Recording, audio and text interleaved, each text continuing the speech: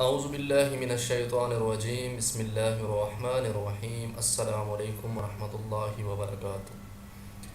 رسول اللہ صلی اللہ علیہ وآلہ وسلم نے فرمایا، جو استغفار کرنے کو اپنے اوپر لازم کرے گا تو اللہ تعالیٰ اس کے لیے ہر تنگی سے نکلنے کا ایک راستہ پیدا فرمائے گا اور ہر غم سے نجات دے گا اور ایسی جگہ سے روزی عطا فرمائے گا جہاں سے اس کو گمان بھی نہ ہوگا۔ نبی کریم صلی اللہ علیہ وآلہ وسلم نے بتلایا کہ اللہ تعالیٰ کا فرمان ہے کہ 3 قسم کے لوگ ایسے ہیں کہ جن کا قیامت میں خود مدعی بنوں گا۔ ایک تو وہ شخص جس نے میرے نام پہ عہد کیا اور پھر وعدہ خلافی کی۔ دوسرا وہ جس نے کسی آزاد آدمی کو بیچ کر اس کی قیمت کھائی۔ اور تیسرا وہ شخص جس نے کسی کو مزدور کیا، پھر کام تو اس سے پورا لیا لیکن اس کی مزدوری نہ دی۔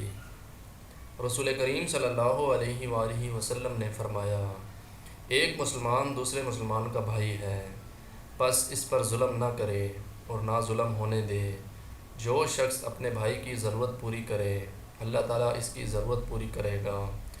جو شخص کسی مسلمان کی ایک مصیبت کو دور کرے، اللہ تعالیٰ اس کی قیامت کی مصیبتوں میں سے ایک بڑی مصیبت کو دور فرمائے گا۔